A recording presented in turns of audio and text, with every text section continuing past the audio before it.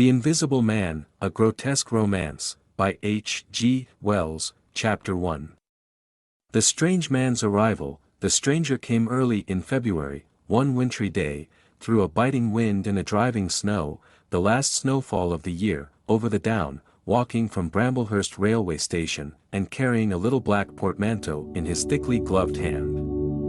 He was wrapped up from head to foot, and the brim of his soft felt hat hid every inch of his face but the shiny tip of his nose. The snow had piled itself against his shoulders and chest, and added a white crest to the burden he carried. He staggered into the coach and horses, more dead than alive, and flung his portmanteau down. "A fire," he cried. "In the name of human charity. A room and a fire." He stamped and shook the snow from off himself in the bar, and followed Mrs. Hall into her guest parlor to strike his bargain. And with that much introduction, that and a couple of sovereigns flung upon the table, he took up his quarters in the inn. Mrs. Hall lit the fire and left him there while she went to prepare him a meal with her own hands. A guest to stop at Iping in the wintertime was an unheard-of piece of luck, let alone a guest who was no haggler, and she was resolved to show herself worthy of her good fortune. As soon as the bacon was well under way, and Milly, her lymphatic maid, had been brisked up a bit by a few deftly chosen expressions of contempt, she carried the cloth, plates, and glasses into the parlor and began to lay them with the utmost eclat. Although the fire was burning up briskly, she was surprised to see that her visitor still wore his hat and coat, standing with his back to her and staring out of the window at the falling snow in the yard. His gloved hands were clasped behind him, and he seemed to be lost in thought. She noticed that the melting snow that still sprinkled his shoulders dripped upon her carpet. "Can I take your hat and coat, sir?" she said, "and give them a good dry in the kitchen?" "No," he said without turning. She was not sure she had heard him, and was about to repeat her question. He turned his head and looked at her over his shoulder. "I prefer to keep them on," he said with emphasis, and she noticed that he wore big blue spectacles with sidelights, and had a bush side whisker over his coat collar that completely hid his cheeks and face. "Very well, sir," she said. "As you like. In a bit the room will be warmer." He made no answer, and had turned his face away from her again, and Mrs. Hall, feeling that her conversational advances were ill-timed, laid the rest of the table things in a quick staccato and whisked out of the room. When she returned he was still standing there. Like a man of stone, his back hunched, his collar turned up, his dripping hat brim turned down, hiding his face and ears completely. She put down the eggs and bacon with considerable emphasis, and called rather than said to him, "Your lunch is served, sir." "Thank you," he said at the same time, and did not stir until she was closing the door. Then he swung round and approached the table with a certain eager quickness. As she went behind the bar to the kitchen she heard a sound repeated at regular intervals. Chirk, chirk, chirk, it went, the sound of a spoon being rapidly whisked round a basin. "That girl," she said. "There. I clean forgot it. It's her being so long." And while she herself finished mixing the mustard, she gave Milly a few verbal stabs for her excessive slowness. She had cooked the ham and eggs, laid the table, and done everything, while Milly, help indeed, had only succeeded in delaying the mustard. And him a new guest and wanting to stay. Then she filled the mustard pot, and, putting it with a certain stateliness upon a gold and black tea tray, carried it into the parlor. She rapped and entered promptly. As she did so her visitor moved quickly, so that she got but a glimpse of a white object disappearing behind the table. It would seem he was picking something from the floor. She rapped down the mustard pot on the table, and then she noticed the overcoat and hat had been taken off and put over a chair in front of the fire, and a pair of wet boots threatened rust to her steel fender. She went to these things resolutely. "I suppose I may have them to dry now," she said in a voice that brooked no denial. "Leave the hat," said her visitor, in a muffled voice, and turning she saw he had raised his head and was sitting and looking at her. For a moment she stood gaping at him. Too surprised to speak, he held a white cloth. It was a serviette he had brought with him, over the lower part of his face, so that his mouth and jaws were completely hidden, and that was the reason of his muffled voice. But it was not that which startled Mrs. Hall. It was the fact that all his forehead above his blue glasses was covered by a white bandage, and that another covered his ears, leaving not a scrap of his face exposed excepting only his peaked nose. It was bright, pink, and shiny just as it had been at first. He wore a dark brown velvet jacket with a high, black, linen-lined collar turned up about his neck.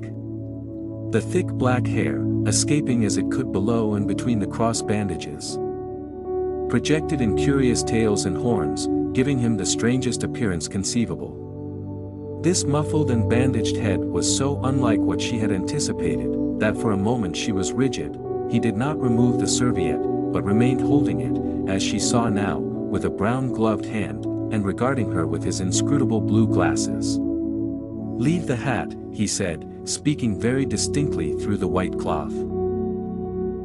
Her nerves began to recover from the shock they had received. She placed the hat on the chair again by the fire. "I didn't know, sir," she began, "that," and she stopped embarrassed. "Thank you," he said drily, glancing from her to the door and then at her again. "I'll have them nicely dried, sir, at once," she said, and carried his clothes out of the room. She glanced at his white swathed head and blue goggles again as she was going out of the door, but his napkin was still in front of his face. She shivered a little as she closed the door behind her, and her face was eloquent of her surprise and perplexity. "I never," she whispered. "There." She went quite softly to the kitchen, and was too preoccupied to ask Milly what she was messing about with now. When she got there, the visitor sat and listened to her retreating feet. He glanced inquiringly at the window before he removed his serviette and resumed his meal. He took a mouthful, glanced suspiciously at the window, took another mouthful, then rose and, taking the serviette in his hand, walked across the room and pulled the blind down to the top of the white muslin that obscured the lower panes. This left the room in a twilight. This done, he returned with an easier air to the table and his meal. "The poor souls had an accident or an operation or something," said Mrs. Hall. "What a turn them bandages did give me." To be sure, she put on some more coal, unfolded the clothes horse, and extended the traveler's coat upon this. "And they goggles. Why, he looked more like a divan helmet than a human man." She hung his muffler on a corner of the horse, and holding that handkerchief over his mouth all the time, talking through it. Perhaps his mouth was hurt too, maybe. She turned round, as one who suddenly remembers. "Bless my soul alive," she said, going off at a tangent, "ain't you done them taters yet, Milly?" When Mrs. Hall went to clear away the stranger's lunch, her idea that his mouth must also have been cut or disfigured in the accident she supposed him to have suffered, was confirmed, for he was smoking a pipe, and all the time that she was in the room he never loosened the silk muffler he had wrapped round the lower part of his face to put the mouthpiece to his lips. Yet it was not forgetfulness, for she saw he glanced at it as it smoldered out. He sat in the corner with his back to the window blind and spoke now, having eaten and drunk and being comfortably warmed through, with less aggressive brevity than before. The reflection of the fire lent a kind of red animation to his big spectacles they had lacked hitherto. "I have some luggage," he said, "at Bramblehurst station," and he asked her how he could have it sent. He bowed his bandaged head quite politely in acknowledgement of her explanation. "Tomorrow," he said.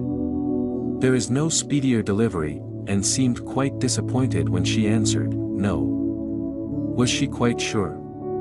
No man with a trap who would go over. Mrs. Hall, nothing loath, answered his questions and developed a conversation.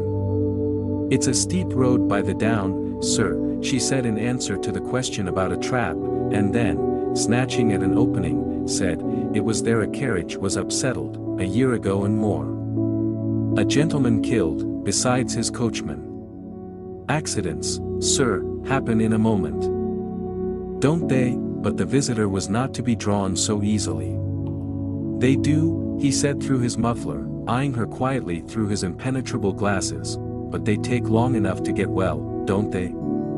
There was my sister's son, Tom, just cut his arm with a scythe, tumbled on it in the hayfield, and, bless me, he was 3 months tied up, sir. You'd hardly believe it. It's regular giving me a dread of a scythe, sir." "I can quite understand that," said the visitor. "He was afraid, one time, that he'd have to have an operation. He was that bad, sir." The visitor laughed abruptly, a bark of a laugh that he seemed to bite and kill in his mouth. "Was he?" he said. "He was, sir. And no laughing matter to them as had the doing for him, as I had, my sister being took up with her little ones so much. There was bandages to do, sir, and bandages to undo. So that if I may make so bold as to say it, sir, will you get me some matches?" said the visitor, quite abruptly. "My pipe is out." Mrs. Hall was pulled up suddenly. It was certainly rude of him, after telling him all she had done. She gasped at him for a moment, and remembered the 2 sovereigns. She went for the matches. "Thanks," he said concisely, as he put them down, and turned his shoulder upon her and stared out of the window again. It was altogether too discouraging. Evidently he was sensitive on the topic of operations and bandages. She did not make so bold as to say, however, after all. But his snubbing way had irritated her, and Milly had a hot time of it that afternoon. The visitor remained in the parlor until 4 o'clock, without giving the ghost of an excuse for an intrusion. Still during that time, it would seem he sat in the growing darkness smoking in the firelight, perhaps dozing. Once or twice a curious listener might have heard him at the coals, and for the space of 5 minutes he was audible pacing the room. He seemed to be talking to himself.